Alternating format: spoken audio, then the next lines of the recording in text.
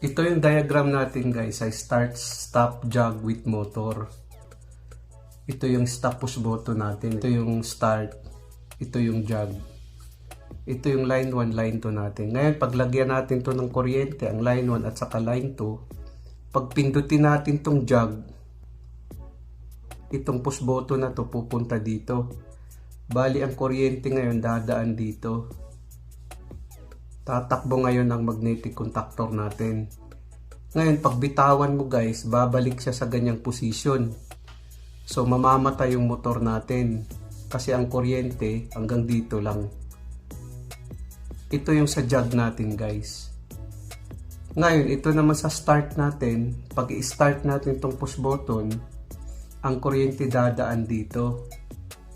Tatakbo ngayon ang magnetic contactor natin.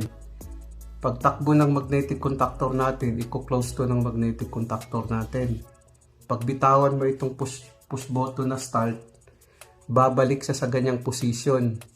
Ngayon ang kuryente dadaan dito.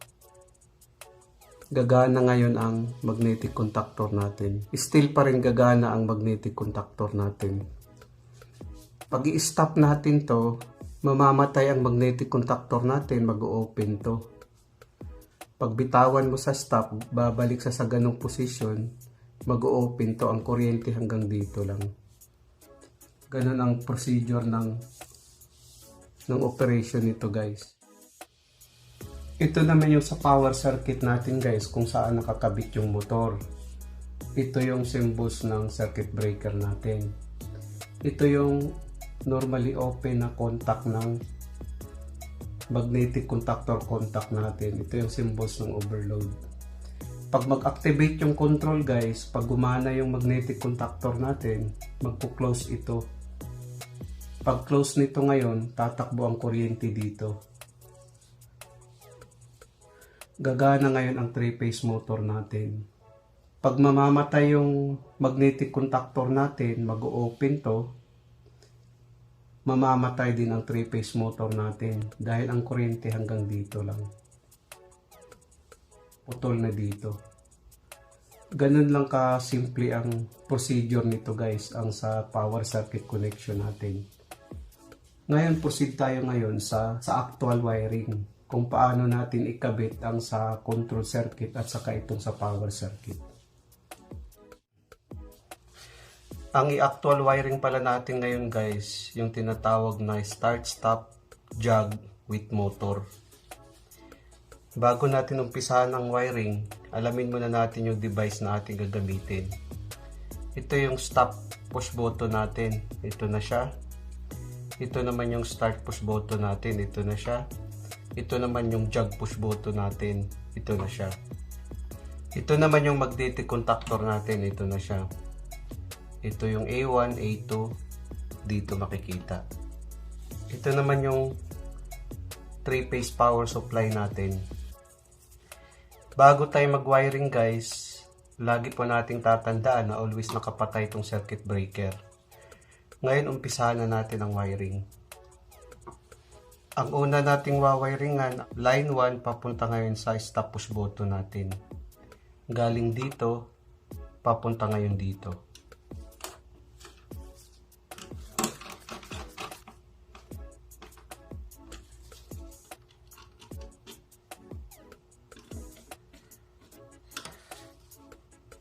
Ang kasunod naman yan, galing sa stop push button natin, papunta sa start. Galing dito, papunta dito.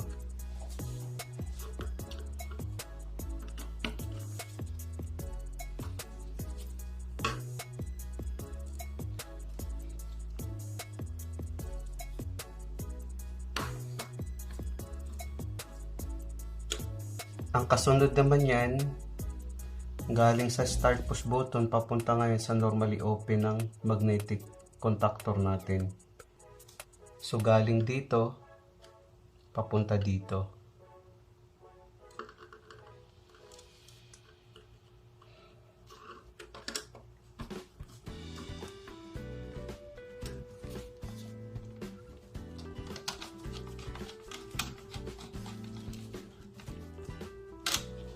Ang kasunod dyan, galing sa start push button natin papunta ngayon sa normally open ng magnetic contactor natin.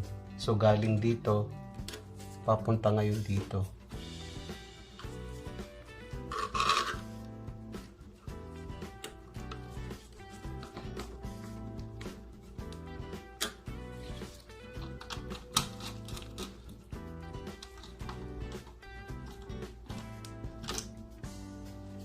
Ngayon mag-jumper naman tayo dito, papunta ngayon sa normally close ng jug natin. Galing dito, papunta ngayon dito.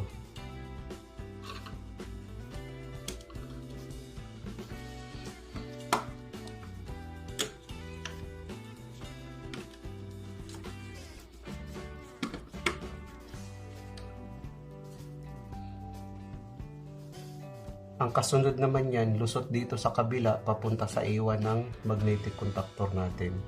So galing dito, papunta dito.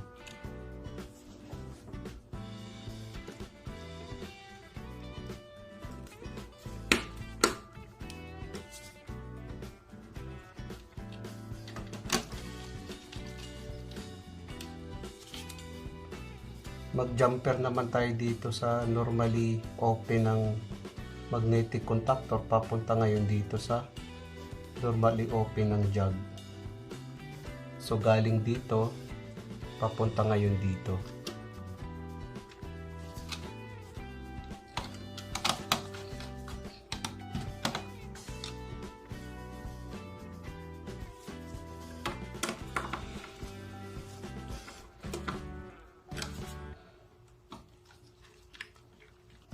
Ang kasunod niyan, mag-jumper naman tayo dito sa normally close ng jug, papunta sa normally open ng jug. Galing dito, papunta dito.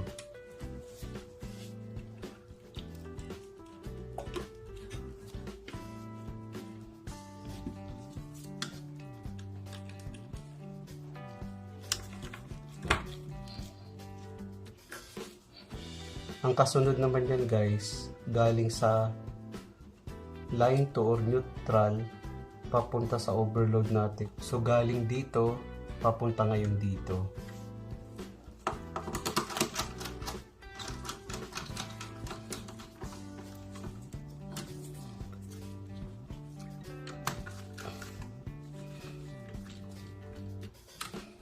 Ang kasunod naman yan, lusot sa kabila sa overload normally close papunta sa A2 natin. Galing dito, papunta ngayon dito.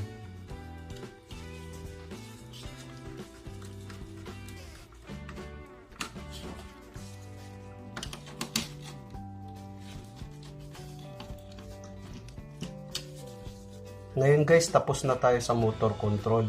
Ang sunod naman natin na wawiringan, ang power circuit kung saan ikabit natin yung motor. Ngayon, umpisahan na natin ang wiring. Ang una natin wawiringan from line 1 sa load side ng circuit breaker papunta sa first contact ng contactor. Galing dito, papunta dito.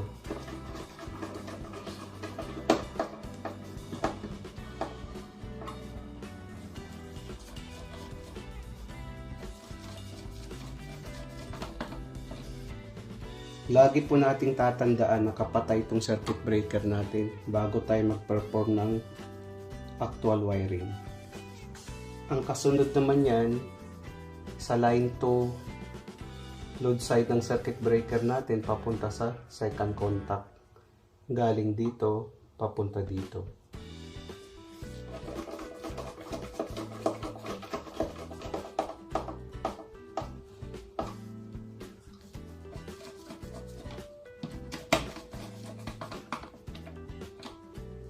Ang kasunod naman yan, from line 3 sa load side ng circuit breaker papunta sa third contact. Galing dito, papunta ngayon dito.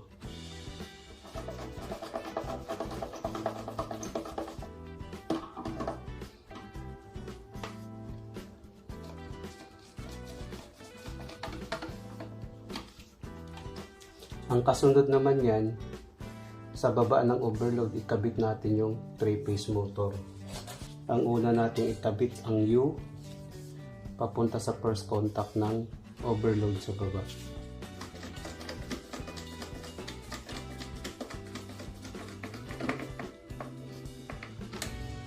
Ang kasunod naman yan, ang B natin, ilagay natin sa second contact ng overload sa baba.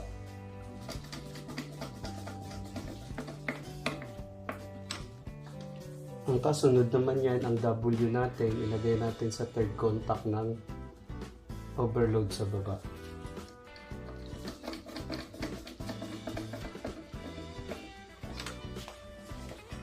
Ngayon guys, tapos na tayo sa wiring. Ito yung jog natin. Ito yung start, ito yung stop. Ang una natin gagawin guys, i-jog muna natin ang motor. Ang tanong dyan, bakit kailangan pa i-jog ang motor? Sa jogging kasi guys, malalaman natin ang kondisyon ng motor. Either tatakbo ba siya o hindi. O di kaya, yung sasaw ng motor na nabibigatan siya, malalaman yan. O di kaya may problema ang bearing. Kung worn bearing siya, malalaman din sa pamamagitan ng tunog ng motor natin. Yun ang kahalagahan ng jog sa connection na ito. Pag i-press natin to, ang push button ng jog, tatakbo ang motor. Pag bitawan natin, mamamatay. Ang start naman, pag i-start natin, may maintaining contact siya. So tatakbo kagad ang motor. Yun ang function nito guys. Ngayon, i-try natin i-on ang breaker. Ngayon, try natin i-jog. Tapos bitaw. So, ang motor natin okay. Try natin ulit. Ganun ang trabaho ng jog. Wala siyang maintaining contact, no?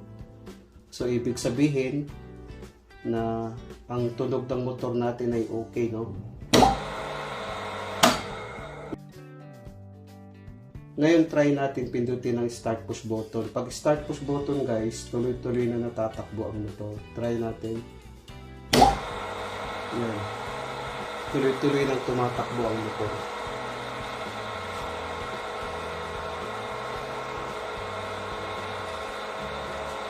Stop natin. Try natin.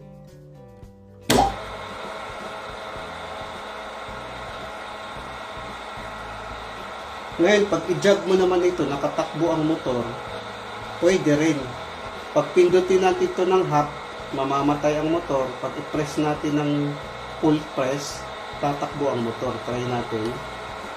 Yan, namamatay ang motor. Pag i-duin natin ito, tatakbo naman ang motor. Ganun ang jog guys, no? Tingnan natin. Ang jog ay wala siyang maintaining contact. Hindi sa katulad ng start, pag pindutin natin ang start, tuloy-tuloy na tatakbo ang motor. Ganun ang jog. Start natin.